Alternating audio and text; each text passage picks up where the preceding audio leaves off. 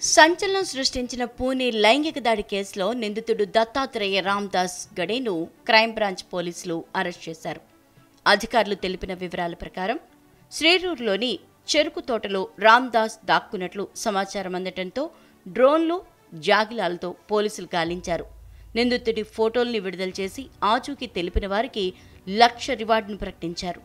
ఈ క్రమంలో గురువారం అర్ధరాత్రి నిందితుడికి ఆకలేసి ఒక ఇంట్లోకి వెళ్లాడు. ఆ ఇంట్లోని వ్యక్తి నిందితుడిని గుర్తుపట్టి పోలీసులకు సమాచారం ఇచ్చారు. దీంతో అధికారులు వెంటనే ఆ ప్రాంతానికి చేరుకుని రామ్దాస్ను అరెస్ట్ చేశారు.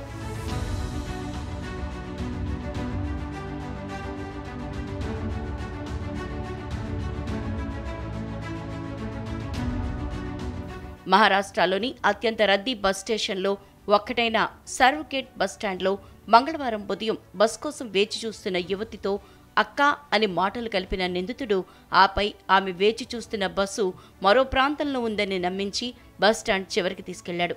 అక్కడ ఆగి ఉన్న బస్సులోకి ఆమెను తీసుకెళ్లి అఘాయిత్యానికి పాల్పడ్డాడు. పోలీస్ స్టేషన్కు 100 మీటర్ల దూరంలోనే ఈ ఘటన జరగటం తీవ్ర సంచలనమైంది. రాజకీయంగానూ దుమారం రేపింది. నిందితుడిని పట్టుకుని కఠినంగా శిక్షిస్తామని ప్రభుత్వం ప్రకటించింది. బాధిత యువతి ఫిర్యాదుతో రంగంలోకి దిగిన పోలీసులు బస్టాండ్లోని సీసీ కెమెరాల ఆధారంగా నిందితుడిని 36 ఏళ్ల దత్తాత్రేయ రామ్దాస్గా గుర్తించారు. అతడిపై ఇప్పటికే పలు కేసులున్నాయని 2019 నుంచి అతను బెయిల్పై ఉన్నట్లు పోలీసులు తెలిపారు. నిందితుడి కోసం 8 బృందాల్ని రంగంలోకి దింపారు. ఈ క్రమంలో షిరూర్ తహసీల్లోని ఓ గ్రామంలో దాక్కున్న నిందితుడిని అదుపులోకి తీసుకున్నారు.